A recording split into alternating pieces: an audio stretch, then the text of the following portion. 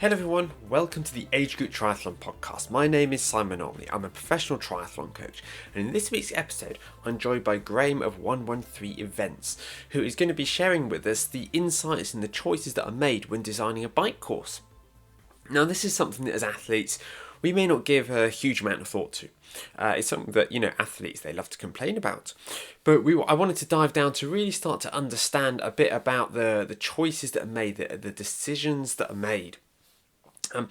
On a bike course, how do you go from looking at a map, in an area surrounding where you've got the permission to hold the swim, and go, how can we put together a ride that comes as close as possible to the distance that we're looking for, whilst avoiding major traffic, avoiding traffic lights, major junctions, all of these areas, and how do we go about mitigating some of those? What's the deal with closing roads? Because let's face it, the bike is a pretty important part of your day.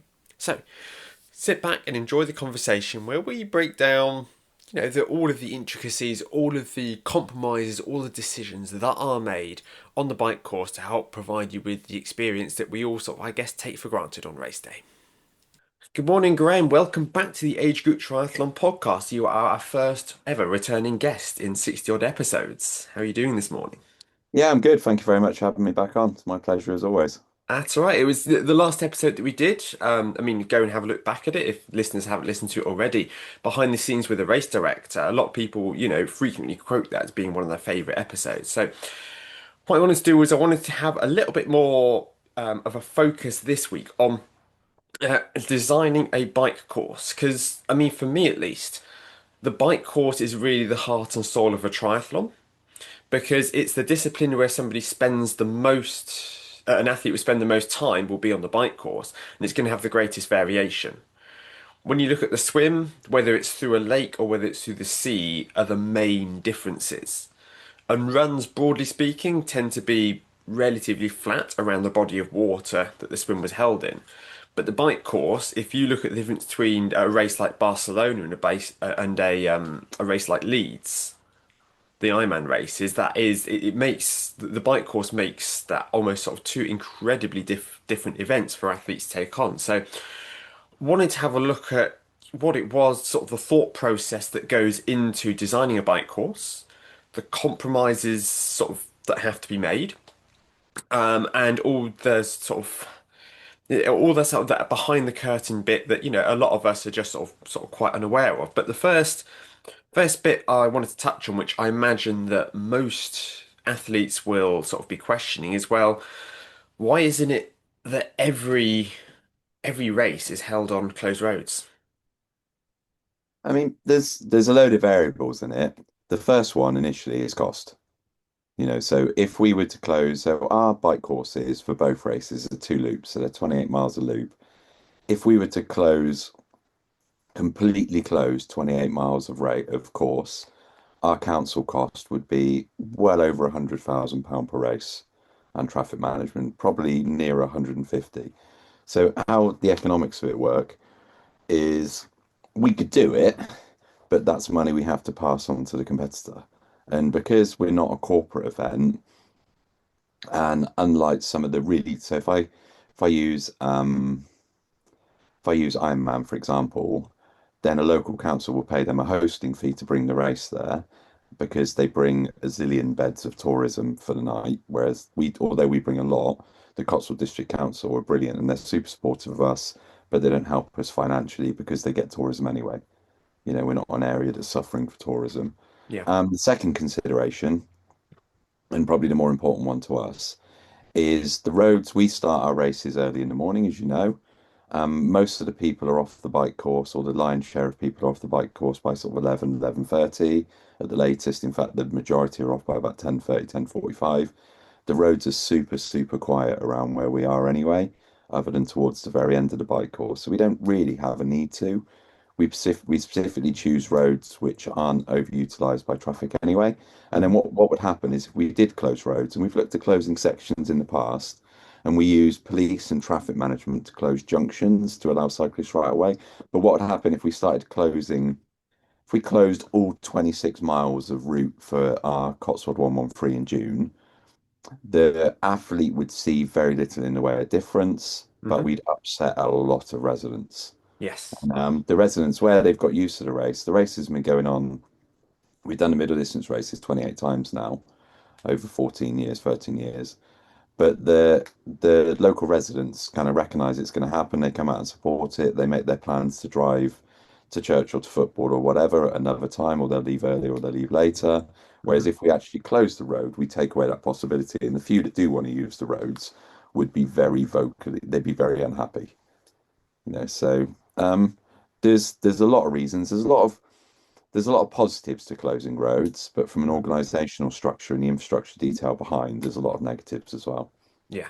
Cost is the main one. I mean, we organised the Swindon Half Marathon from 2017, 18, and 19 for closing 13.1 miles of road. It Mm. cost us about £76,000. So I know the 113 courses are simpler in that there's not as many junctions and residential areas as there is in the Swindon Half, but you're still looking at 150,000 pounds to do it properly with proper traffic management contractors and police that then reopen the roads as soon as the last cycle is through, rather than going, right, we're going to close the roads for 12 hours and tough, off you go. Would you say that if the cost were passed on to competitors, would you say it would more than double the entry fee? Would it be around about there, do you think? Well, you can do the maths. We get 1,000 competitors. If it's £150,000, it's £150 per competitor extra. Oh, So it's wow. almost double the entry fee. Yeah.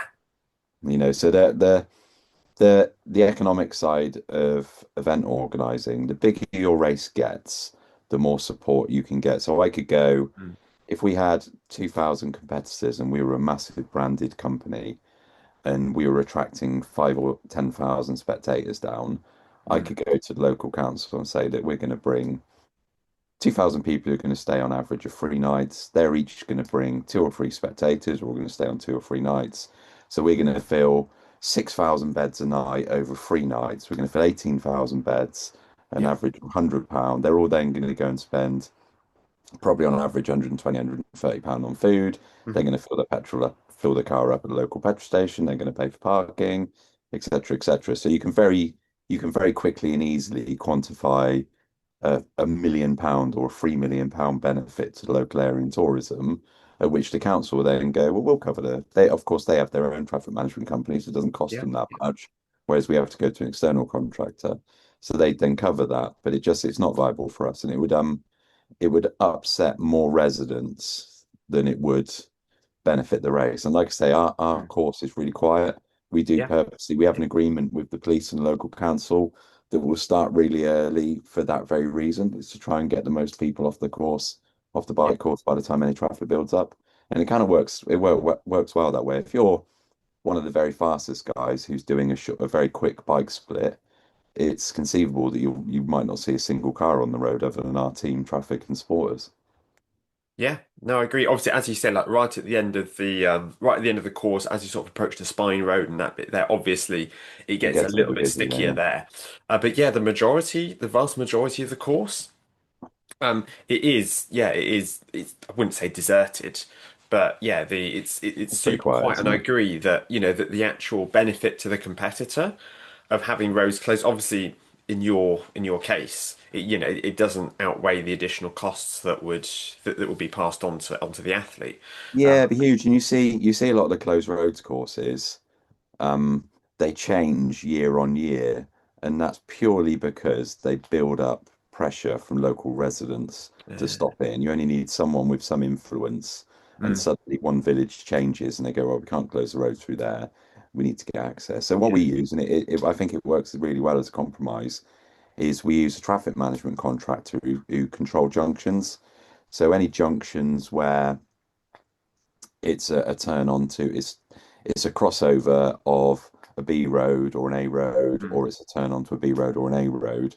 Then we use a TM, a traffic management contractor, and we use police, yeah, and they manage that junction. So they basically, if you're cycling towards a junction, you're turning left. The traffic management contractor in a pair, supported by marshals, is on the right.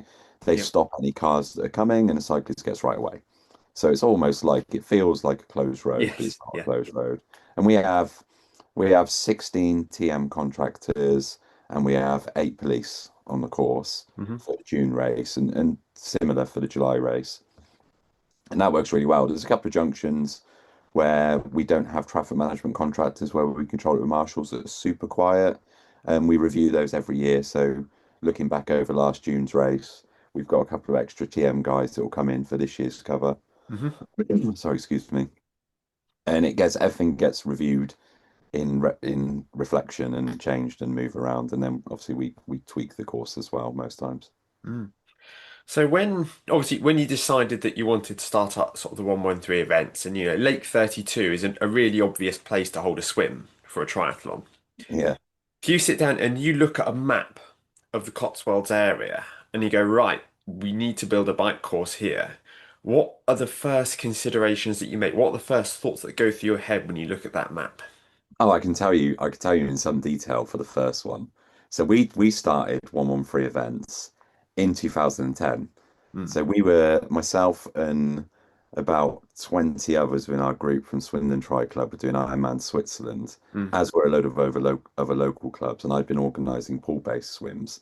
So I got roped into organising a middle distance race that I competed Yeah. in myself that we called the Half Swindon Man in 2010. And we invited along everyone from our club, a few from Salisbury Triathlon Club, Bristol District. There was loads of local clubs that came along. We had about 160 people do it, and it was completely free. And all you had to do is you had to bring your own nutrition, you had to bring a marshal, and we used leftover race numbers from Highworth Pool Try, which I've been organising or helping organise for a few years. And we timed it. My mum and sister timed it with a piece of paper and a pen. Hmm. So we designed the bike course. I trained at Lake 32, as had most of Swindon Tri Club and most of my friends for probably 10 years. Mm. We knew the roads around there, so we designed the course to be broadly similar topographically to the first half of the Ironman Switzerland course, which was really flat. So the first half's very Yeah. flat, and then we had one hill which went up into Hannington, which we don't use anymore, which was a turnaround point. So Yeah. we basically looked at a map and said, right, how can we make 28 miles? Where can we make 28 miles? And we put a load of versions down. And this is back before you had all the online measuring tools as good as they are now. And you'd put a version down, it would look about right. You go and ride it, it'd be 3 miles short or 3 miles long, and we'd have to sit and rethink it. Yeah. But we look at there's so many things. If I was to design a course from scratch now, there's so many considerations. So it's good road surfaces, um, decent stretches where you're not constantly making turns and changes direction, so you can go with some level of flow. It's elevation consideration. So luckily where we are when we head out east for the June 113 is basically all pancake flat anyway, so that's Mm. too not too much of a problem. But it's which areas, traffic calming measures, likelihood of other events and other things which take place nearer to where our course is. So Hmm. the list goes on and on. Yeah. Local residents are really important as well. Like we were saying, we were talking off air pre-podcast, and as we always do with our races, is I engage a lot with local residents. So I attend parish council meetings and I try and make sure that people get behind the races. So I don't ever want our races to be disliked by locals. I want to leave or cast a positive shadow, which is a real cliche term, but I Mm. want people to come after our race and go, yeah, we quite liked having it through. Yeah, there's a load of cyclists, but we got out and cheered them on. So Yeah. we want people to support the race rather than just tolerate it. So Yeah. there's some villages near us where I'm trying to think of the politically correct way to put it. So I'll be blunt. Some other organisers in the area had been through some of the other villages and made a right meal of it. Hmm. So those villages, no matter what lengths we go to, will never support triathlon. Okay. So we avoid those like the plague, and we go to the villages and the towns where I know we'll get support. Yeah. And we make a lot of that support is created by me attending their parish council meetings. I just sit and explain what the race is all about. We have an exemplary safety record. We don't cut corners when it comes to police and traffic management and first aid and medical provisions. Um, I kind of explain what the race is about. I invite them to come down and see it, and then often we make a donation to parish council funds. Whether that's we put £500 into one of the local parish councils recently because they were trying to raise money to create a new flooring for their play park. Mhm. So if you get anybody, then what happens is you get the parish council themselves behind you. So if anyone within the village then says, "Oh, I can't get on the street for half an hour because there's bloody cyclists everywhere and it's taking me longer to get to work," the parish council then become your allies, and Yep. they'll get behind and go, "Yeah, but these guys are doing good work. It is an inconvenience, but you knew about it. We do letter Mm. drops. I go around on the run course specifically, I go and knock on every single door before the race. And I have done for the last 14 years. And they just go, "What's that time of year again? Is it Graham?" They look forward to it and they come out and they support it. And I know you've seen our run course. Yep. Like the Yep. level of support we get from the local villages is brilliant. They're It like is. sort of mini hubs of noise and activity. Especially as it's Summerford Canes at the right towards the end of the lap. Yeah, yeah. So Yeah. Sumford Canes is they're um they're an older demographic there, but a lot of the residents of Sumford Canes also have grandchildren and they bring down for weekends because the Yeah. grandchildren love it, and we drop jelly babies off to some of the houses so the grandkids can eat most of them themselves, but also hand out to runners. If it's a hot day, then there's two or three houses in the village that bring hoses out and the kids spray the runners. And they Yeah. start off with the best intention of giving them a mist of spray. And within a few hours, they start trying to blast glasses off people's faces and Of course stuff they with do. jet water. But most people kind of like that by that point because Yeah. last July I think it was 37 degrees. It was I run, it was in the ridiculous. middle of that heat Yeah. wave and it was brutal. Yeah. And I think people really welcome getting sprayed with a jet of water to cool them down. Yeah. Absolutely. That was yeah, that was a ridiculously hot day that was, but Oh, everybody got brutal, around yeah. it. Yeah, yeah. Um, In fact, weirdly, I know we're going slightly off topic. mm, I really panicked in the run up to that race. So I was like, we've never had a race of that heat. We know how to deal with it. We've got processes and procedures in place, but we don't know how it's going to be. So mm, we have 18 people within our medical team, which are made up majority of paramedic level with a few first aiders, a doctor, and then a race control unit. yeah. And I was super paranoid that there was going to be loads of problems. So we had a load of hassle in the sort of 2 weeks before the race to try and get more medical people in because paramedics aren't readily available. And I was expecting those guys to be run off their feet and they literally twiddled their thumbs all day. It was so hot that no one went out and Yeah. tried to like beast themselves. People just went, "It's going to be really hot. I'm just going to put up with the fact it's hot." And we had one medical all day, and that was a girl.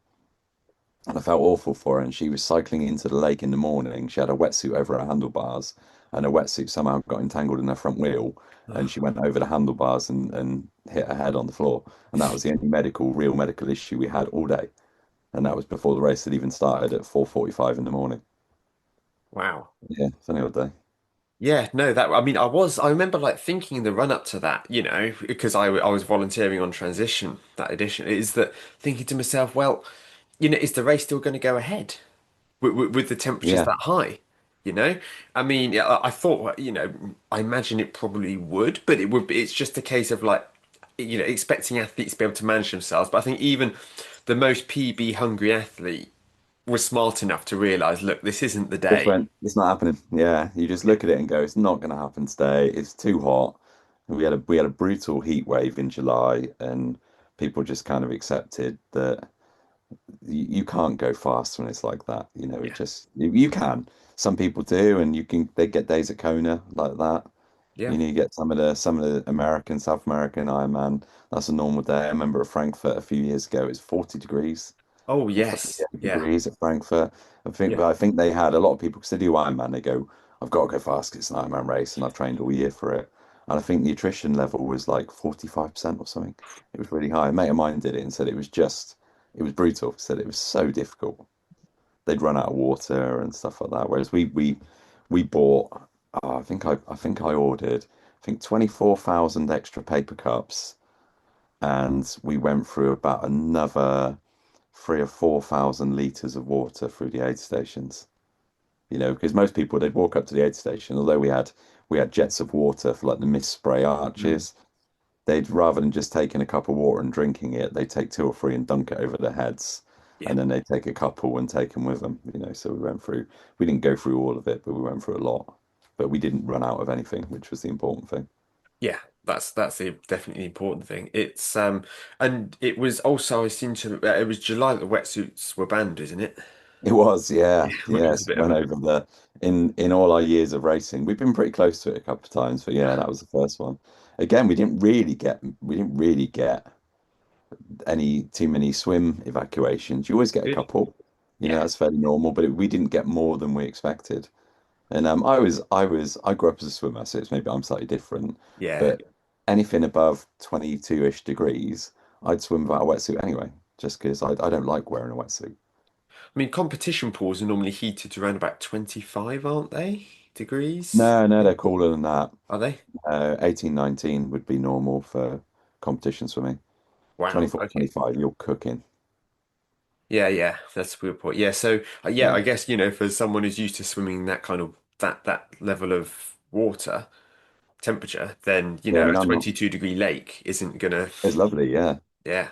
Yeah, you'd cook in a wetsuit, definitely, or I would anyway. I don't deal with the heat very well. I mean, I remember I I'm did my quite British happy. Triathlon level one, and we were at Crystal Palace, and it was competition pool, and it was heated to probably around about 18, 19, and we had to Yeah. be in the water for about 90 minutes, treading water, waiting and like holding on to Oh, the that's side tough. Yeah. whilst people like coach just drills.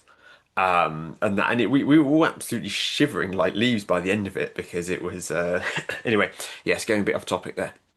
Um, Oh, actually, I'm actually wrong. I've just looked it up. Go on. The Olympic swimming pool temperature is 25.5. Oh, Is the Olympic recommended range. So I am wrong. The pool I trained at David Lloyd was 19.5 standard. So you get in it and it's cold. yeah. And then, when you start swimming, it's perfect. But yeah, so I stand corrected. That's all right. So when you're looking to build a course, obviously the length that a lot of people expect when they go to sort of a middle distance event is 90 kilometers. Yeah, And I think this is a lot easier to achieve in certain circumstances than others. For instance, if you are a large event company and you have, the funds, the political capital to be able to sort of to close, roads as much as you want. Normally, when you dismount from a course like an Ironman event or a challenge event, you look down at your Garmin, you might be, 180.2 kilometers or something. Normally, yeah, it's pretty close because they yeah. have all that the ability to be able to get the bike course to that level. But when you're working with open roads, and especially when you're looking at areas that are a bit more rural, such as sort of around here, it gets a little bit harder to be able to come in exactly where some people might kind of expect it to, I imagine. Yeah, I mean, we're pretty close. We tend to be. Well, the BTF give us a tolerance of 10%, which is a really massive amount actually. Mm. So over 90 kilometers, we have 9 kilometers of tolerance. So you could come in at 81. We've come in various iterations, of course. We're normally somewhere between 88 and 89. Mm. I think the current one we've got at the moment is about 89 point something. But Oh, wow. if you look at 10 people's GPS data, because of the interference, because it's Yeah. the water park and there's lots of bodies of water around, for some reason I can't explain why, bodies of water mess with GPS signal. Hmm. So if you look at 5 people's Strava data, you'll have a tolerance of 3 or 4 kilometers. And that's not to say that person A isn't zigzagging all over the road, because they might be, but you normally get a little bit of variation. But I'll try and make the course between 88 and 90, or 88 and 91, is kind of where we work. But actually, a lot of the big branded races, they work in bigger or similar tolerances. Yeah, so I did Ironman Sherborne. I Mm. think the first year that come in at maybe the first year that ran, that maybe it was supposed to be 112 miles. I think it come in at 104. So That's you got a lot of people getting in transition going, I miss something, I miss something, I miss yeah, something. And it wasn't, that's just kind of how it was. yeah. Yeah. But then I made up for it with brutal elevation and weather and sheep and crap roads and all sorts. And that was before I did it. In fact, then I last did it in 2008, the year before it went to Bolton. Mm. It's a good race, that. So you missed out on Baltimore. I can't say you missed. Well, I would say you didn't miss out on much. It's just the I think when I did Bolton, the two things like the swim, absolutely lovely, absolutely fine. Yeah, The bike course, I mean, the year that I did it is infamous for sort of just how tough it was. And like you said, the larger races they tend to change the course every year. Partly yeah, because, yeah, I mean, partly maybe to keep it fresh, but partly to avoid kind of hitting the same villages yeah, year after year with closed roads. But yeah, it was, just a sheer amount of like brutal climb after brutal climb. And then you get onto the run course, and it's a relatively uninspiring out and back along a long road in Bolton. So yeah, it's yeah. I've been up and the, watched Bolton a fair few times. yeah, the support was great, Yeah. and it was a good experience. But I can definitely I would have liked to have a crack on the Sherborne course. I have to say, I think that could have been a bit more up my street, let's say, as an athlete. It wasn't as well supported as Bolton, I wouldn't Mm. say. I'd say there were sections of the course where you got little pockets of supporters, but the rest of it, as you go over, was it Cerne Abbas? Hmm. It's desolate for miles, and you're up on the top of the hills of beautiful rolling green countryside, Yeah, which creates heavy winds and rain and yeah, just general mingingness. And you've got quite a good chunk of time out on that course at Sherborne where you're running, you're cycling, just going, this is crap. Why on earth have I done this? And then they had the same problem that many other Ironman races, as the residents of Sherborne really hated that race, like despised it. mm. And so it got moved. But Bolton's cool. Like I say, it's a tough course. I've been up on Sheep House Lane and I've sat and watched the wrestlers. They're cool. Oh, they are Uh, they, good fun, they're aren't like they? they're like five shouty Daves. That stuff As in if anyone wrestling needs street. any more shouty Dave. Yeah, like their enthusiasm is they it's an Ironman for them just in Yeah, however many yeah. hours of enthusiasm they do. I think they've all done the race at least when it was Bolton, they'd all done the race previously themselves Yeah, and then yeah, come they're all along triathletes, to aren't yeah. they? Yeah.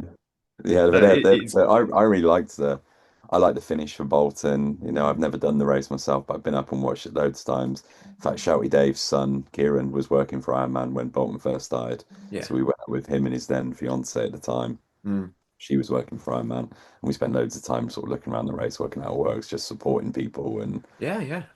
the Northerners get behind stuff. They're brilliant with stuff like that.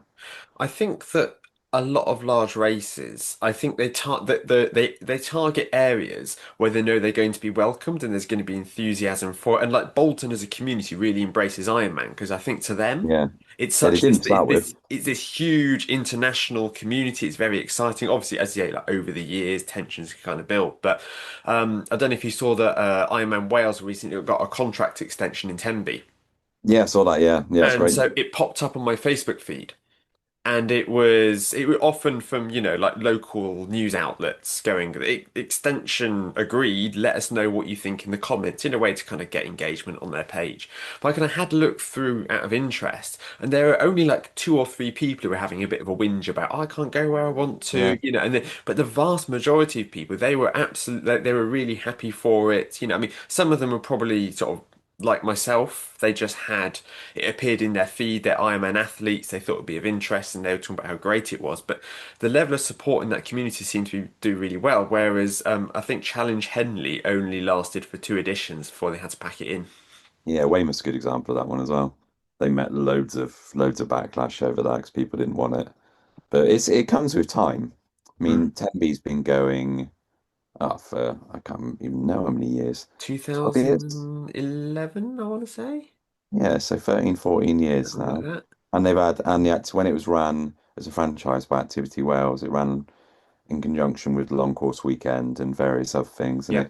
it's it was never popular, super popular to start with, but it's been going long enough now that people have gone, well, it's not going away, let's go and support it. And that's why the European ones, if you go to Switzerland or Austria Mm. or ROF, they've been going for so long that people love it because they've all the naysayers and want to go, oh, bloody close our roads. It's like, well, it's been going for 15, 20 years. Yeah. You knew it was coming and it generates X amount of revenue for the local Yeah. area through tourism and various other things. And actually we can make a cool party out of this. You can't buy a house on the bike route and not be aware of what happens for one day a year. Yeah, At yeah, that point, exactly. Yeah. like it's like buying a house next to an airport and complaining about the noise. Yeah, yeah. But yeah, I mean, So our races have been going, well, like I say, we've been going since 2011, mm, formally now. And generally, the residents of the bike course, get behind it. You know, you always get a couple, you Yeah. always get one per week. We have you get it normally gets dealt with by the parish councils directly, but you get someone to go, oh well, I was driving my son to football in the morning, and I got stuck behind blimmin' cyclists for this 2 miles, Mm. and you made me late. And it's actually, if you look at it, the average cyclist goes to like 17 mile an hour, for example. That road's a 30 anyway. It's for 2 miles, so it's costing 3 minutes of his time. What's the problem's been is his impatience of not wanting to sit behind a cyclist because he feels like he should overtake because they're a What cyclist and he's in a car. But what it's stuff amuses like me that is you always get. But we okay. deal with it appropriately, and we go and see the parish council. They tend to be, because we've got good relationships with the parish councils, they'll deal with it themselves. They probably spend 10 times as much time complaining about it than they actually lost behind the cyclists in the first place. Yeah, yeah, You know, people like a moan, don't they? they do. That's very normal. So obviously, elevation. When we look at the elevation on a bike course, I think that I mean, for myself, kind of looking at it through a coaching lens, if you have a nice flat course, obviously that's fast. Yeah. And people like fast courses because people like to go and to be able to, oh yes, I've managed to go, sub 3, sub 2:45, and the 113 especially is a great course to be able to. I'm thinking, as far as like middle distance events in the country go, you might be one of the flattest, if not the flattest. We're probably, the June race is probably, out of all the established races, we've got the least elevation, Mm, definitely. But we tried to design it. We try and keep the course so there's some corners and there's a breakup. Because you know as a coach, if you're a decent-ish level cyclist and you spend 3 hours on in the aero position on yeah, the tri bars, and you then try and stand up and run, it's yeah, hard work. So we yeah. try and make a little bit of not interruption, but Okay. elements where you can sort of you've got to go over a roundabout. So at the end of the spine road, you go over that Yes. roundabout four Yeah. times on the course. The roundabout is elevated because it's a bridge over the top of the A419. Yeah. It's like 2% elevation change. It's not steep at all, but it gives you a chance just to stand up out of the time trial position, stretch your hamstrings out a little bit, or sit up off the aero bars and pedal up over the roundabout. And those type of things are consideration. Whereas I could have quite easily, we could have gone down the Spine Road and done 20 miles out and back down the A419, which would arguably be faster, but it would be unbelievably boring. And the area we're in for our races, it's lovely. The Cotswold Water Mm, Park is beautiful. It's got some lovely little villages, yeah. and it's important to be able to showcase those as well. Yeah. People come to the Cotswolds to race because they don't want to see a dual carriageway. They come to the Cotswolds to race. They want to see a Cotswold sandstone village made Yeah. up of 20 houses, which are all like Hansel and Gretel cottage styles, Mm. which is kind of what we have in the area. So we cycle through them. I think having grown up in the area, I take that for granted a little bit, you know. Yeah, yeah, same. Yeah, I did. I've been living here for, well, 50 years.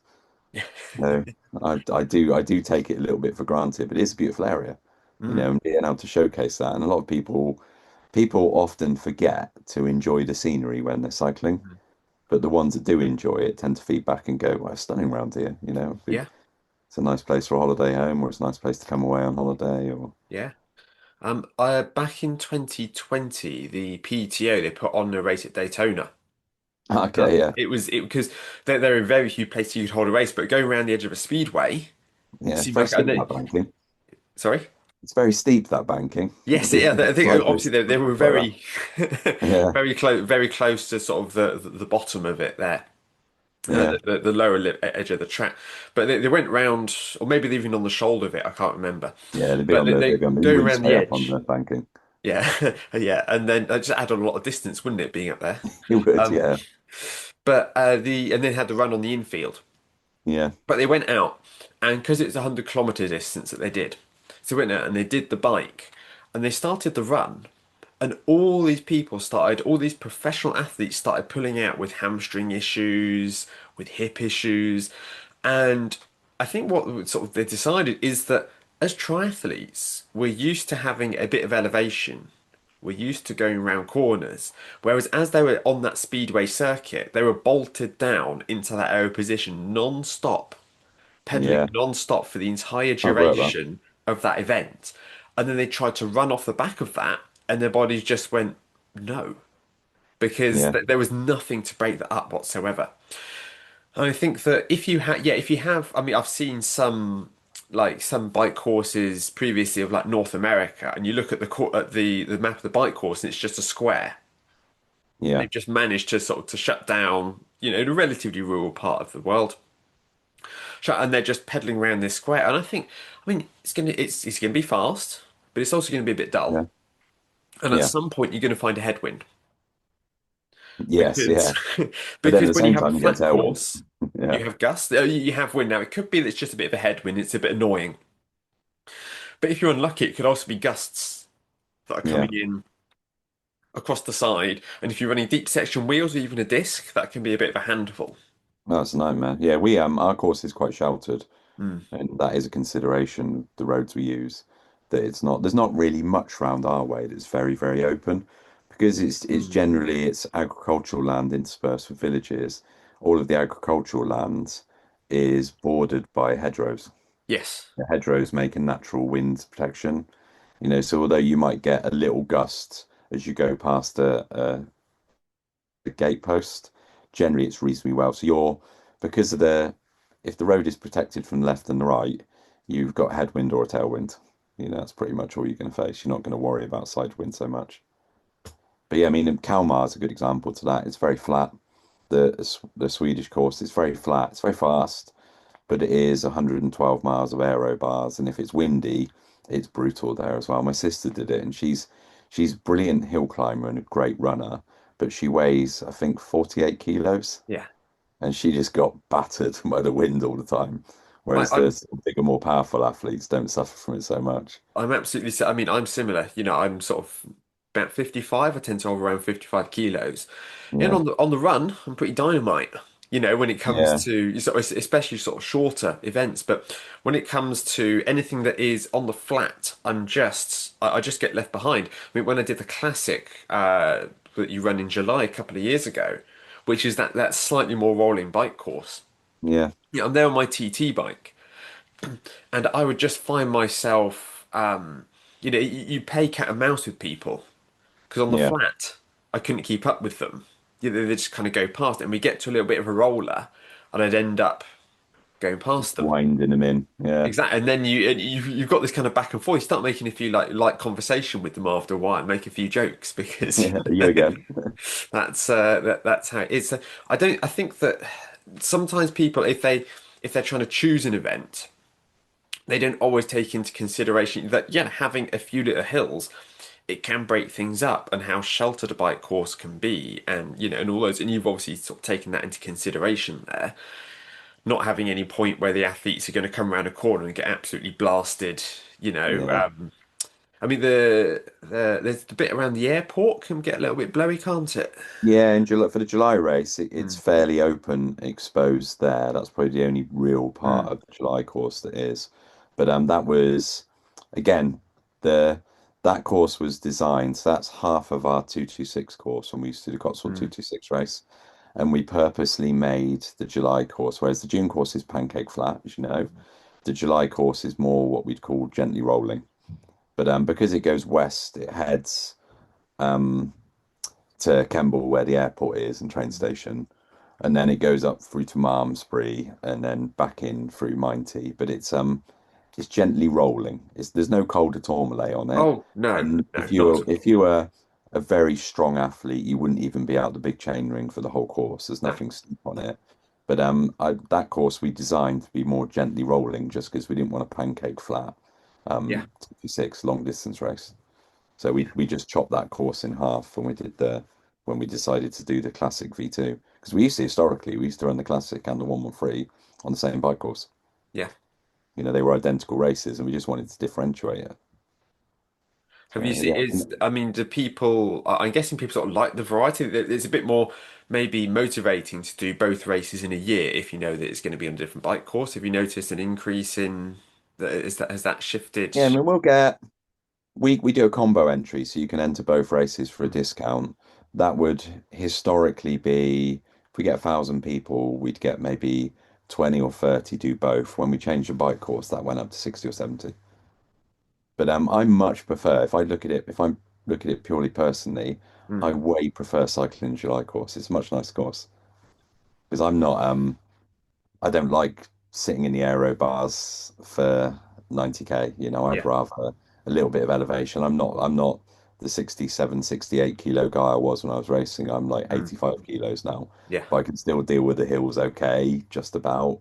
But I just quite like the break of I just sit up, Yeah. I I mean, rest my the hands on the flat actual, tube. I mean, if you arrived to cycle up a hill together, I'd probably like, I mean, if you look at sort of the hills on the way to Minety on the July course, I Yeah, might put out like 5 seconds on you on a hill. 5 It's, minutes nowadays. but the actual time difference, although it can look like a yearning chasm and it can feel like, oh, he's disappearing away from me. Like Yeah, if a hill isn't actually long enough, it doesn't actually make a huge difference. Yeah. And if you went and did yeah, like like the Nice bike course, then yes, I would disappear up a mountain. yeah. But when it's shorter stuff and when like as you say, like it's more gently rolling, it doesn't actually add on as much to somebody's time as you may think. And it No, doesn't no, actually it's not. handicap It's them as much actually as well. the time delta between the July and the June race. I can't remember exactly what it was. I went round and rode it when we first did it, and I think I tried to average 240, 250 watts for both. Yeah, I think the time difference was in the seconds, not minutes. really. So the July race has much more elevation change, Mm, but it is more gently rolling, but the long stretches are faster. So you interesting. basically, in exaggeration, you go slightly uphill all the way to Malmesbury, and that long rolling stretch that goes from Malmesbury all the way back to Minety is mildly downhill. So you can just sit. I use a road bike, not a time trial bike, Yeah. but I can sit in a non-UCI compliant forearms on the crossbar of the handlebars position that you're not Yeah. supposed to do when racing, but I do when I'm training all the time, and just because I've been doing it forever. Yeah. And that little section is so fast, and Yeah. it's slightly uphill, slightly downhill, but it is on average quite downhill from Malmesbury all the way to Minety. Because you've got, I mean, there's sort of a section where you just come off a roundabout from Marsby and you go downhill, and there's like a bit of a stately home. You go over a little Yeah, humpback bridge, and there's a stately home in front of you. It swoops down to the right. yeah, You actually carry so much speed from that long downhill from Malmesbury that when you actually get to that hill, yeah. then You're halfway up it already. yeah, Yeah, you're halfway up before you actually have to really change down the Charlton. Yeah. gears. Yeah, Yeah. so it's a nice little section that, and then you've got 10 or 11 miles from there of it just gently rolling all the way back to Minety, and it's a really nice road surface as well. Mm. Yeah, most of the That, course is not too bad, but that's a really nice bit. that's actually the next point I had in my notes was the quality of the road surface. So I Yeah, imagine this is quite the consideration because if you send athletes, around sort of the worst roads that the Cotswolds has to offer, doesn't make for a great experience. However, at the same time, uh, if you're trying to piece together a bike course, and there's going to be a section that does have, that is renowned for being a bit potholey, sometimes you've just got to, stick up a sign saying, "Watch out," and yeah. I mean, we go round. Our course is designed around the worst sections of road, so there's some really nice bits of course that when they eventually get around to resurface them, will be perfect. But because the water park is local industry is quarrying. mm, So the council and the highways agency won't resurface roads where they have an existing quarry in operation, because if they resurfaced it, the quarry would annihilate it within weeks, or the volume of quarry lorries.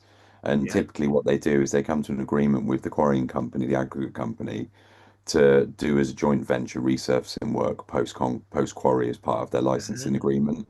yeah, So we do avoid some of the crappiest roads. There's potholes on our course, as there is in the UK everywhere. yeah, We go round, I think we're better than many of the other courses, other events I've ridden.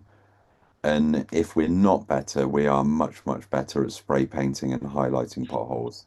yeah, So I normally do it on the Wednesday or the Thursday of race week, depending on what the weather's like. So I can't obviously do it on a wet mm, day, but I'll go round and I'll spray paint every pothole on the course in a yeah, fluorescent orange or a fluorescent pink so they're visible. I ride that course all the time. Every pothole that's there is easily avoidable if you use your eyes. yeah, But 90% of the course is okay. yeah, There's 10% of the course where you've got to keep your eyes open. There's a couple mm, of bits where, specifically very close to the lake, where you've yeah, got the new housing units going up and the quarry on the far side still in operation. where the roads, I wouldn't say they're really shitty, but there's a couple of Mm. bits where you've really just got to use your eyes and stay away from the very left edge of the road. Yeah. But we spray paint and we put signs that we've got caution rough surface signs. We spray paint the potholes fluorescent pink or fluorescent orange. They're pretty easy to spot. Yeah. Some people can cycle with their eyes open.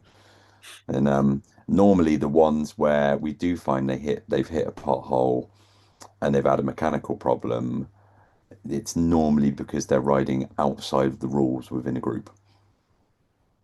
I'm going to try and be Mm. politically correct on that. I'm not going to go, you hit that 'cause you're bloody drafting.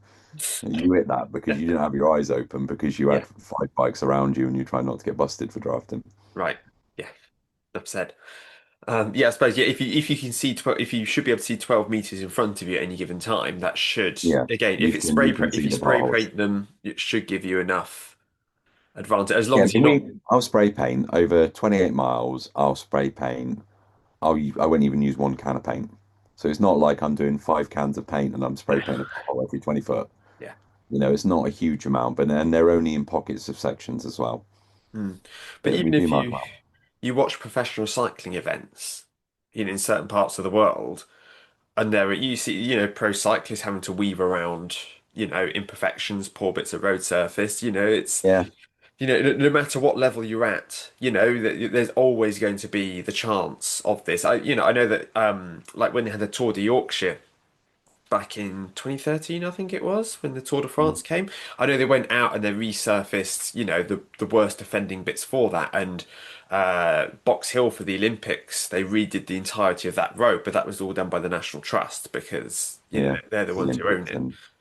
and But yeah, like every race, it's going to have bumps, it's going to have potholes. There's no way of getting around that. But yeah. I mean, we we don't anticipate a million mechanical yeah. problems, but we have four. So we have six BTF draft busting marshals, motor marshals. Hmm. We then have between 4 and 6 motor marshals who are our guys who can do drafting penalties, but their main role is to support people mechanically. Hmm. We then have a mobile mechanic on the course, and we have a stationary mechanic at the aid station. And we would say to people, it's like you should know how to do your own puncher. You should be able to fix your own puncher. But it surprises me every time people that can't. Mm. It's like I've never fixed a puncher, don't know how to do it. It's like just practice it. Yeah. It's not difficult. Go on YouTube, work out how to do it, get your hands dirty. Once you've done it once, you realize it's easy and you're then in a better place if you do get a puncher on the side of the road. The same as if it's we've had heavy rain the night before, Mm. then because of the rural nature of the course, crap gets washed in from fields.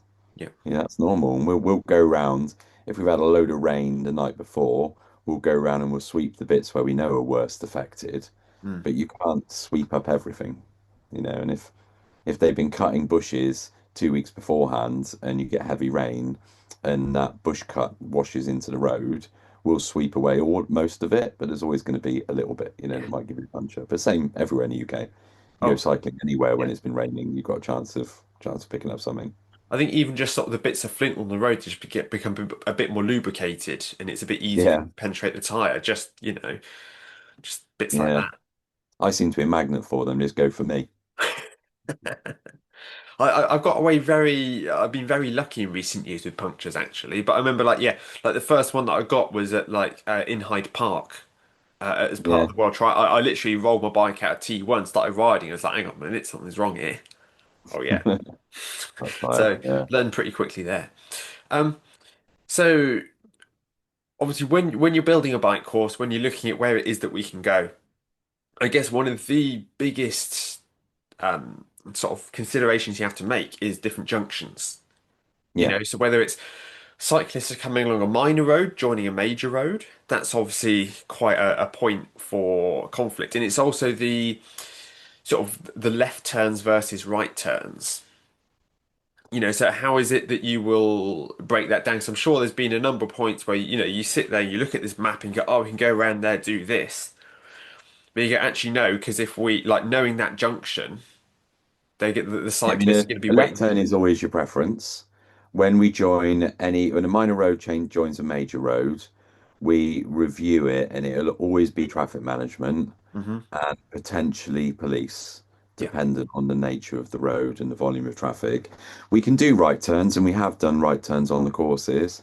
We'll do a right turn on a very minor country road is not a major problem. Yeah. A right turn onto a bigger road is doable, but it requires twice the traffic management force because you're stopping traffic in two directions, or you may need to stop traffic in two directions.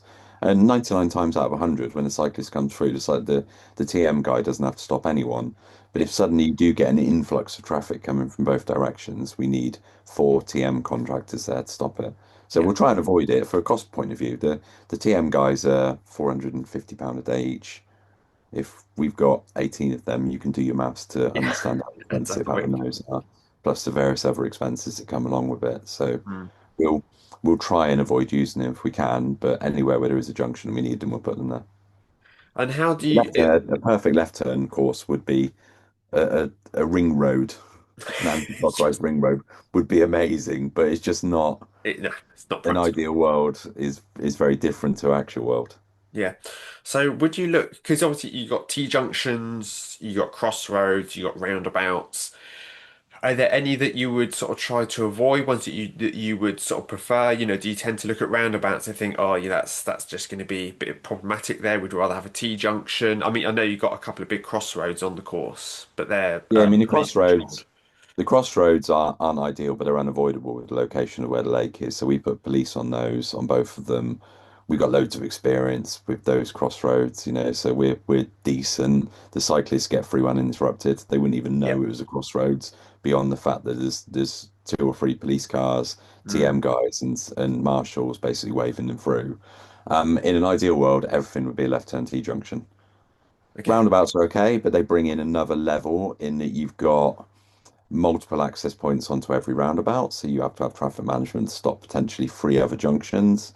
If it's a Mm, big enough roundabout, you can stop them on the junction, but then mm, you have to be mindful of the fact if you stop too many cars later on in the morning, then you start to back up onto junctions. But generally, they work okay. We'd avoid them if possible. But mm, where the lake is, you've got to have the Spine Road crossroads we have to use. There's no way around that. And the twin roundabouts over the top of the A419 as we go between the Spy Road and Latin yeah. are largely unavoidable. We can't really not use those. So No. we're pretty good at managing them. We try and put enough marshals on that there's a little bit of visibility. If the police Mm, are there, they form an extra level of substantiation of authority. And if cars come along and they're like, oh, I'm not bloody stopping for a marshal, they see a police car and go, okay, well, yeah. generally. Yeah.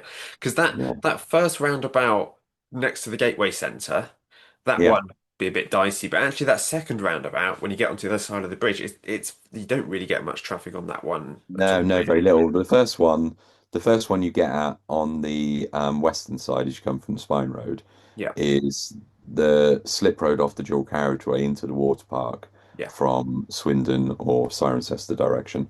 So that one does tend to be a little bit busier. But again, we don't get a huge amount of problems. It's so early in the Yeah. morning. Most of the people on their outward journey to that roundabout on the first lap between 7 and 8 o'clock in the morning. Yeah. If you went round there yesterday morning, maybe it's February, if you went round there on a normal Sunday Mm, morning in the summer at 8 o'clock, you'd be going, it's a ghost town. yeah. Because nothing opens down there till 10 or 11 No. o'clock. So people they don't use the roads to get places because there is nowhere to get to. Yeah. The beach and country park and other than some of the walking facilities which operate from the Gateway Centre, nothing is open till 10 or 11 or even 12 o'clock on Sunday. Because I think the Cotswold is like a lie-in, I think. I think it does, yeah. Yeah. So when have you ever designed a course where you've had to had any sort of traffic lights at any point? Or any Uh, sort of where no, cyclists no, would have we've to give avoided. way to oncoming traffic or anything like that? No, we've looked at it in the past. There's ways to manage all of it. So you can get temporary closure applications for traffic Mm. lights, which is fine, and you manage them with stop-go boards. Yep. What we do get is we pay the council to register our races on the basis of the fact that they'll try and avoid roadworks Mm. around where our races operate.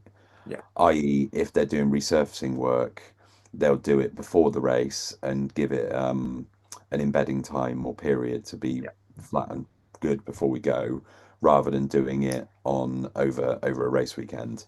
or they'll do a reinstatement, a temporary reinstatement over the weekend, remove the temporary traffic lights, and then start again back on the Monday.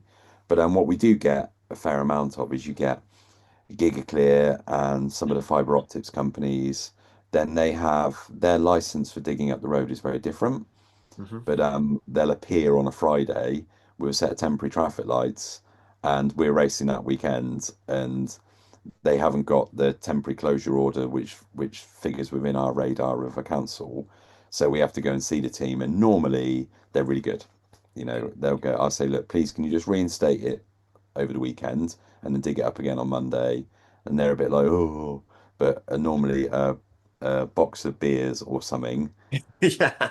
gets it up and Yeah. running. We've had some roadworks on our course where on the July course a few years ago where a lorry had knocked down one of the Cotswold sandstone walls, which was protected, so they couldn't be rebuilt very quickly Mm. and had to be left in its state. But we came to agreement with the traffic management company that we'd effectively move the cones over to make it a narrow lane rather than a single lane on the road. And we removed the traffic lights, turned them, but we had to put a temporary request in to get it done, Yeah. and it could only be switched off and reinstated by a CSASC approved TM contractor, which we have anyway. So, Yeah. but I mean, main traffic lights you'd avoid at all costs. Yeah. I've been on triathlons where there's a set of traffic lights and there's someone there with stopwatch and a piece of paper, Yep. and they're like, if you're stuck for 20 seconds, then add 20 sec, they take 20 seconds off your time. And And then there's always an argument as to whether that's a fair or unfair advantage to the people that have stopped. You got a bit the of rest period. Thames Turbo, which they run events down in southwest London, out of Hampton Pool. There is what they do is because there is an unavoidable traffic light. If you want to get onto the good cycling roads, then as you're coming out of Kingston, Yeah, you need to do a left turn. It is light control, but what they do is because that light is only about 500 meters into the bike course. As soon as yeah, somebody comes out of the pool, they take the time and then neutralize T1 and then neutralize the first few yeah. hundred That's a good way meters, of doing it. and they only start the timing once you get onto the other side of it. And then there's no lights for the rest of the course. Yeah, And I have to say, I was organizing it's a very sort of small event, triathlon, that was over in Wimbledon. I didn't actually design the bike course myself, and I inherited it from the previous race director, and I just kind of facilitated, everything else. Just sort of brought this race back to life for a year. And it was you came out of T1, and you do cycle a short section, and there's a pair of double roundabouts.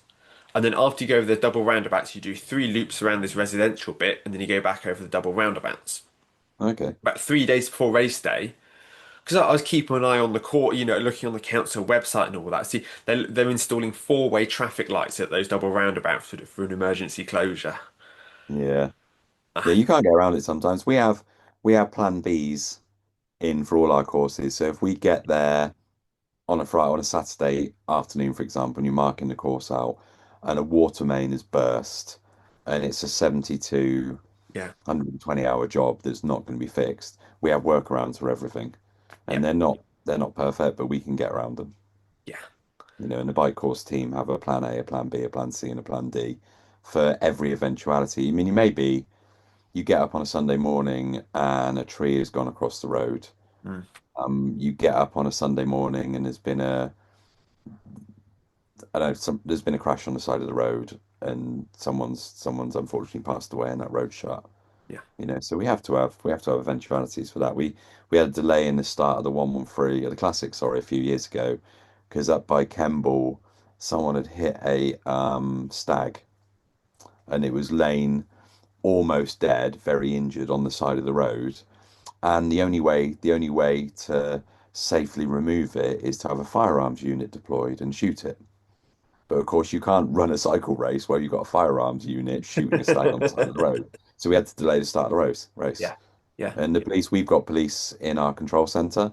They were in radio communications. Wiltshire Police were in radio communications. Gloucester Police. Gloucester Police came out and shot it, dragged it off the side of the road, left it there with a big hole in the side of his head. And eventually a farmer came and come and collected it. yeah. But it's stuff like that happens, and you just you can't accommodate every eventuality. And we were lucky in that case that there was a firearms unit relatively close in Cirencester that could be there within half an hour. They Mm. dealt with it and the road reopened, but we had to delay the start of the race to wait for them to go because we had to be sure that the firearms unit was gone and had done what they had to do before we could get past. Yeah. And you've already touched on this, but if you just sort of working with communities, as you say, you look at the course and you go, look, this village they've had a bad experience with other races in the past, or we just know that there are enough people there who are upset enough about it that they're going to create. It's just going to be a bit of a nightmare to run the race through there. And so it's just this simple case of, avoiding those. And as you say, sort of making sure that you're in the good books of the parish councils and all of the others. Yeah, I mean, parish councils are cool. Like, we get on really well with all of them. Mm. We make donations into them. I attend their parish council meetings.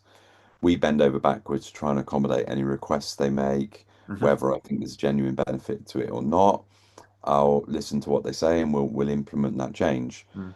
But there's a couple of parish councils, one parish council specifically near to where our race is, which our course doesn't go anywhere near, that Mm. really, really hate triathlon because they've got a traffic calming system that goes through. So Hmm. it's single right of way Yeah. in opposite directions. So as you go through one, you have right of way. Through the next one, you don't have right of way. Yeah. And a number of they that organised didn't manage it particularly well. A number of cyclists went through a non-right of way into oncoming traffic, and they then kicked off. I think they use a different lake to us, but I think a farmer from that village came along and blocked their lake entrance with a tractor in the end, so they couldn't do it. And I don't think they run through that village at all anymore. But that's not I don't get involved in. That's not my problem. No. But they're beyond repair. So I couldn't go to our parish council and say we're different. We're No. 113 Yes. events. Yeah. They're Yeah. not, and we're going to do it very safely. And I'd be fighting an uphill battle, I Yeah. think. So the obviously that's sort of I think we've covered just about sort of all the considerations there when it comes to sort of to designing and sort of to building a bike course, and hopefully it's given people a bit of insight into you know what it is that goes into the decisions that are made, and how unfortunately the perfect bike course, that unicorn bike course, is unlikely to exist at any given time, Yeah. but that it's a bit of a juggling act. But when it comes to the actual sort of finish off talking about the sort of the practicalities of actually delivering the bike course, because again, it's a very resource and person heavy sort of exercise, really, sort of managing sort of this bike course. So if you talk us through, sort of marshals, police, aid stations, mechanics, all of the moving parts that are involved with making sure that everybody out there is sort of supported, sort of looked after, minimizing any sort of disruption. Yeah, I mean, we have our bike course is 28 miles, two 28-mile laps. We have because we've got a really good reputation for having very enthusiastic and very helpful marshals, we have about 80 to 90 marshals on the bike course. So that there's very few sections of the course where there's bits of course where you can't see a marshal, but there's very Mm. few bits which are unsupported. There's no junctions and no turnings which don't have a marshal. We Mhm. put up 260 odd um, 30 centimeter or 50 centimeter by 50 centimeter fluorescent signs. Yeah. So, and people do miss those. So we put marshals on those corners as well, just to make sure. So we kind of mollycoddle people through the process.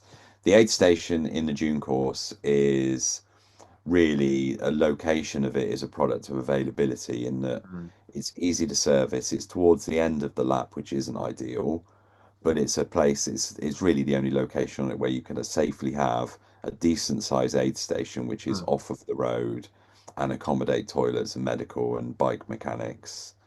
We have traffic management. I say we've got 18, I think 16 of those deployed on the bike course. We've got a mechanic and a roaming mechanic, and we have 4 to 6 moto marshal mechanics who also service it. We know that bike course inside out, back to front, Yeah. upside down. I know every hedgerow, every gap, every road imperfection, every line marking. Yeah. I've cycled it. I've done probably over the years. I know it's changed mildly. It's had tweaks every year, but I've done thousands of laps of it. So we do know, I do know it. Yeah. inside out, back to front. And our bike team are the same bike team since day one as well, so they know it inside No. out, back to front as well. But the only thing that I'd change in an ideal world is I'd move the aid station, but there really isn't anywhere else further out on the course, more towards the middle of the lap that I could put it, not Mm. safely, and we've racked our brains at that as well. I guess if the average, if you say like the average lap around the bike course is going to be around about sort of 90 minutes, give or take. Obviously some A people bit do a more, lot maybe our shorter, average time probably, a bit more. because the nature of our competitors being a lot of beginners. I'd say Okay. our average time is probably a little bit longer than that, but per lap. So they're probably going to be hitting the aid station at around about two and a bit hours into the race. No, probably, yeah, 2.5. No, they'd hit it the first time about if their average lap is say 140, 145, they can hit the aid station about 90 minutes in per lap because it's 4 miles, it's 24 miles into a 28-mile lap. Mm, So they can hit the aid station about an hour and a half. So we just remind people, as they do at most races anyway, yeah. if it's a particularly hot day or you're going to rely on aid station for drinks and food, then take enough with you on your bike so that you're good for the first 90 minutes or 2 hours. And it's not, and the difficult thing is you see it on the way out. So it's like, here's what you could have won, but you're not going to get it to the way out, the way back. But we have to be really strict on not letting people cross the road to take it on the way out because a Yeah. lot of people don't use the aid station. So 80% of competitors don't use the aid station at all. Really? On It's the bike? very, very small. Yeah. That's So interesting. they'll carry enough drinks and nutrition on their bike to Yeah. get going on their own. But a lot of those will then come cycling past it very quickly. And if someone's tempted to try and cross the road and get into it, they'll be looking at cyclists coming out of the aid station as well as cyclists going past. It's Mm, on a slight downhill, so the faster competitors probably going past there at 25, 27 mile an hour. yeah. You don't want the risk of collision, so we make it so you cannot go to it on the way out. It's for the way back only. Yeah. And then I imagine sort of about sort of sweeper vans. I imagine that you have, people out there who'll be heading off to go and collect anyone who's had a disastrous mechanical or has just decided that they can't make it round.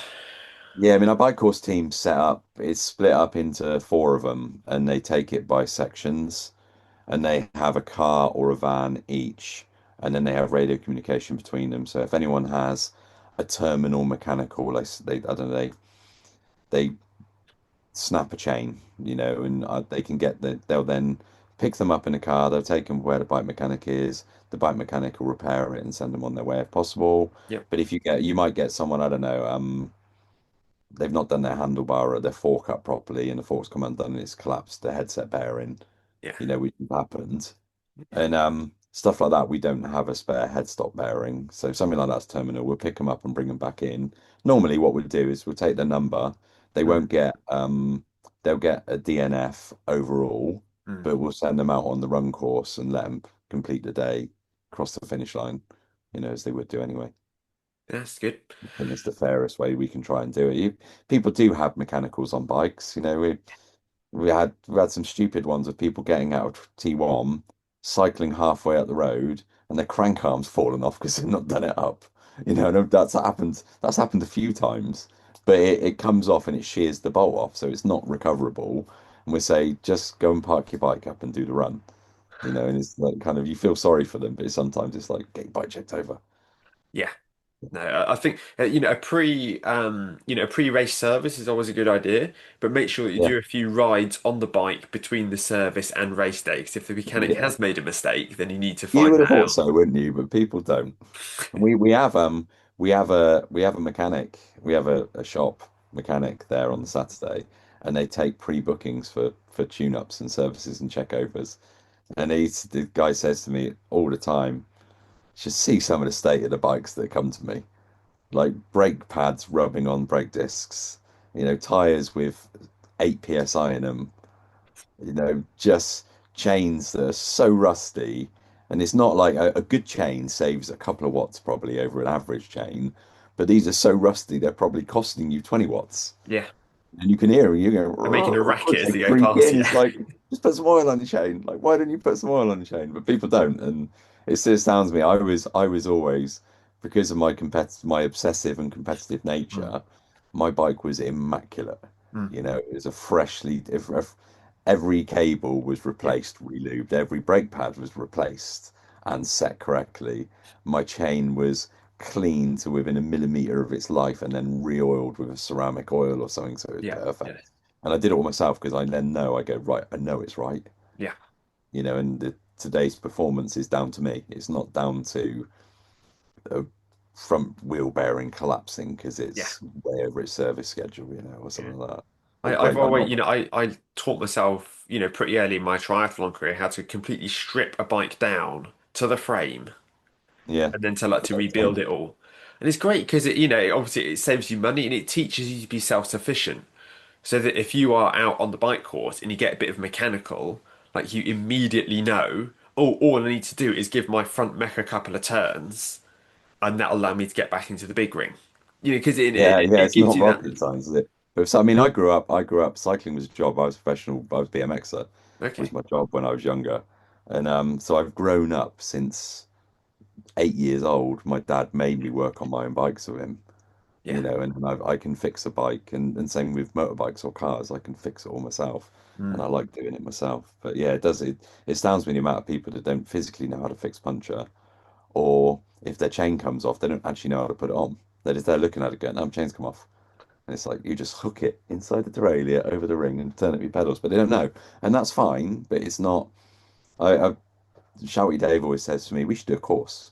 We should Yeah. do a course on the Saturday of changing an inner tube, or we just get together with the mechanic and we'll just send out a YouTube video. This Mm. is how you change a puncture.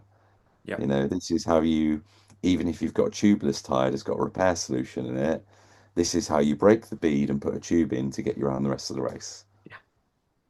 And but people don't. And I've done it myself. When I did Ironman Sherborne, Mm. I had two punches on the bike course.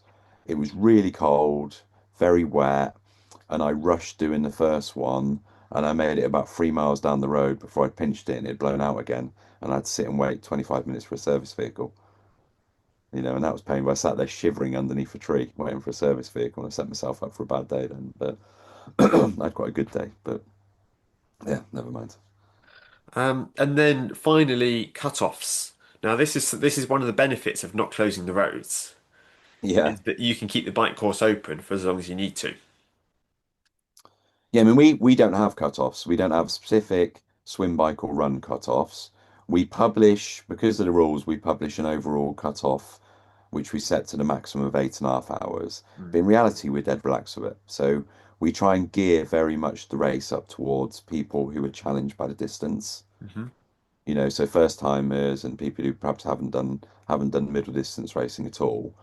And because the roads aren't closed, we have a duty of care to the marshals that we won't keep them out there for like 8 hours, Mm. especially on a hot day.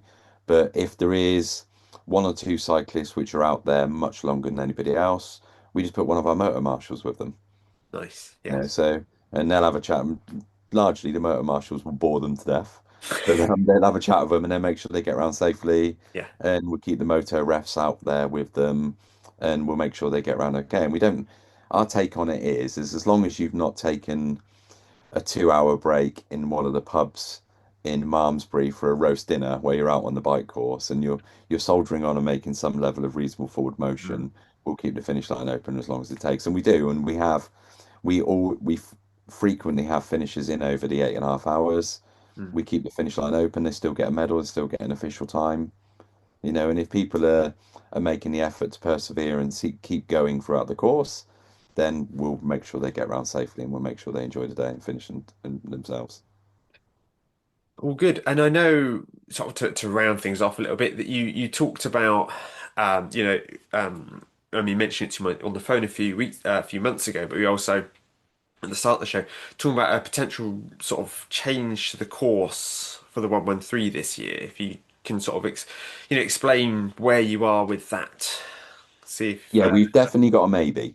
So we're mm, going to publish the course as it is and as was last year is fixed and approved and will go out in the race information pack next week.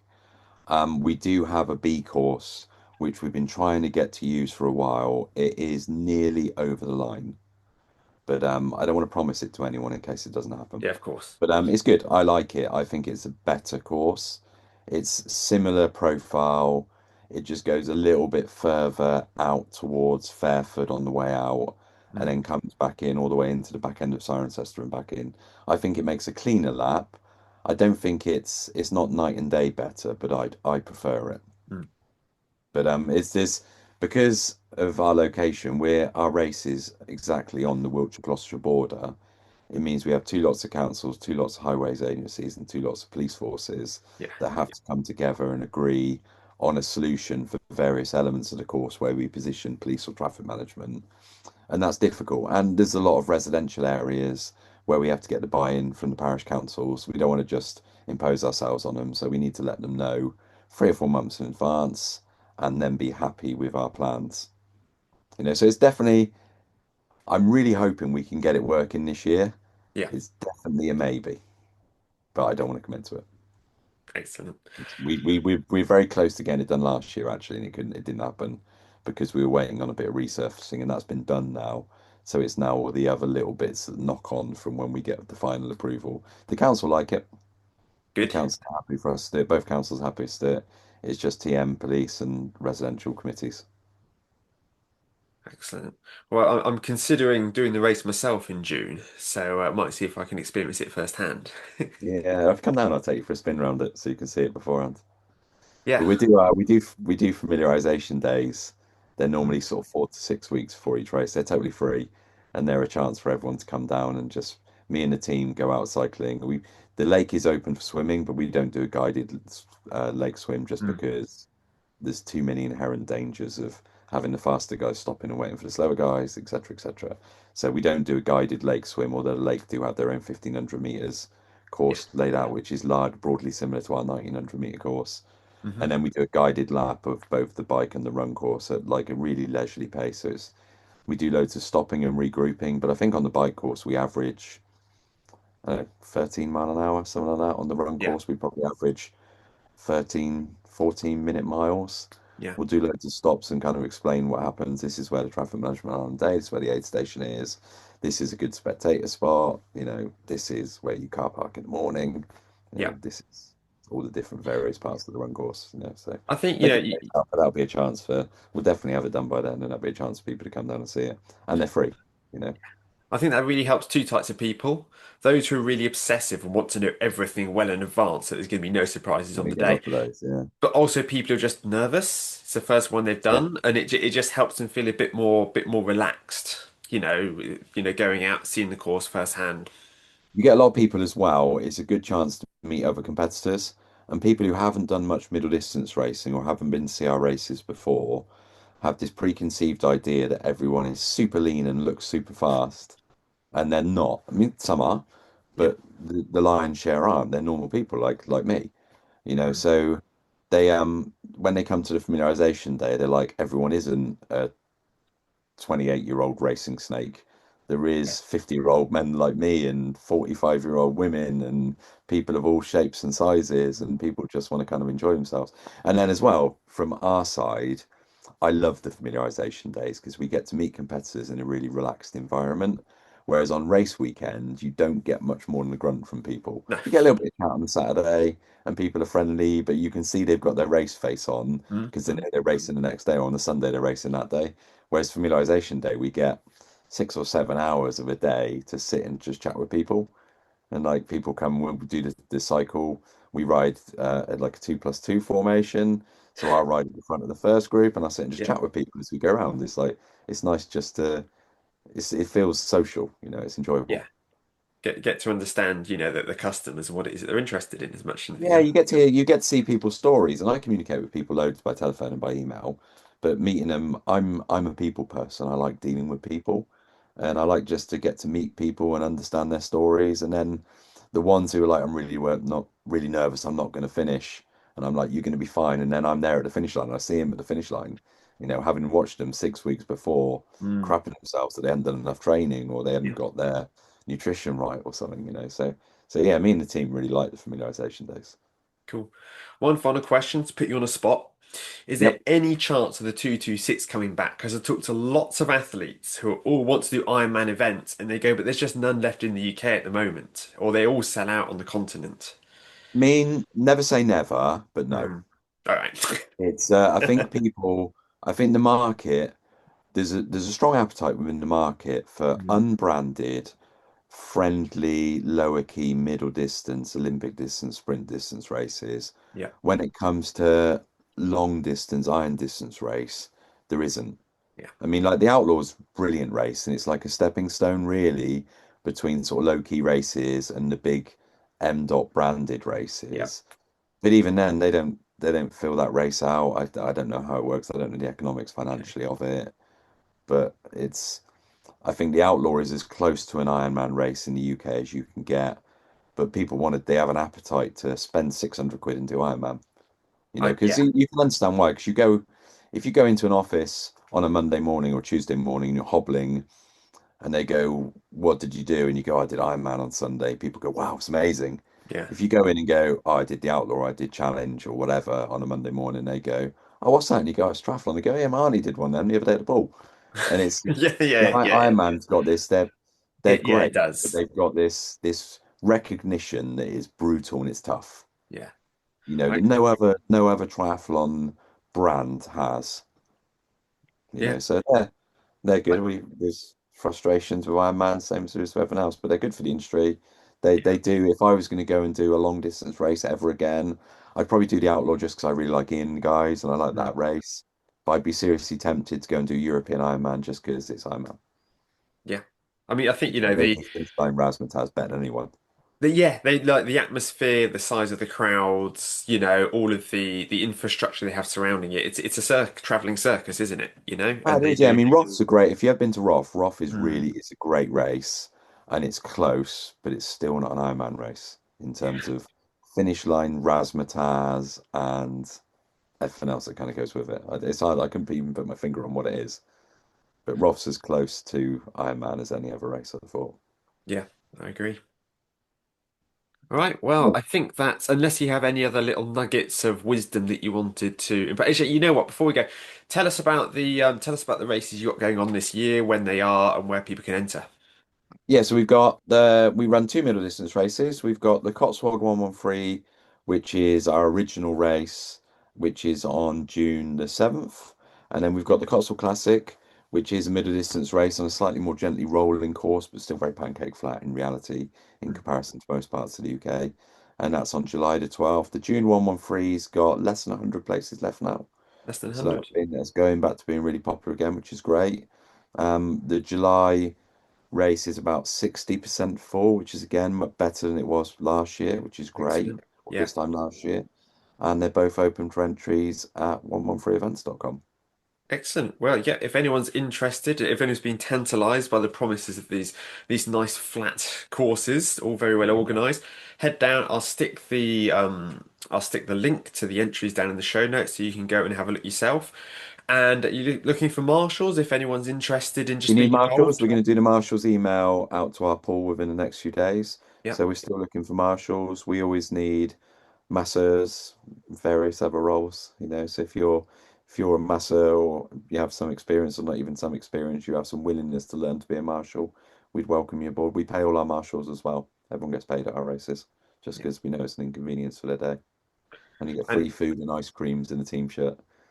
And if it's a hot day, you'll eat a lot of ice creams. We go for a lot of ice creams with our marshal team. We have about 230 paid positions on the day, and we go for a lot of ice creams on a hot day. nice. And it's all based in the South Cotswolds, just outside Cirencester. For It is, anyone. yeah, Cotswold Water Park, GL7 area. Lovely. Well, Graham, thank you very much for your time. No, it's good to be back on again. I'll come back on again this time next year, I guess. Talk about Yes. something else totally different. It's great Cool. to Well, hear thank you from very you. much. No, you're very welcome, mate. And take care of yourself. Chat to you Thank soon. you. Goodbye. Thank you once again to Graham for taking the time to come and join me on the show. I hope that's given you some insights, given you a peek behind the curtain of how everything works and, the reason for all the decisions that are made to give you sort of the best experience possible on race day. Now, following our conversation, had a little chat with Graham off air, and he's asked if I'd be able to sort of work with him to put together a free 16-week training plan for entrance of the race. So if you pop down into the show notes, you book yourself an entry onto either the Cotswold 113, which is going to be selling out very shortly, perhaps by the end of the week, or a place on the Cotswold Classic, which happens in July. You get the entry plus my free 16-week training plan. So I recommend you pop down there, sign up now, get yourself an entry, and I hope to see you there on race day. Even if I don't, even if you are obviously in another part of the world, really wishing you the very best of luck with your week of training ahead, and I'll see you next Tuesday morning.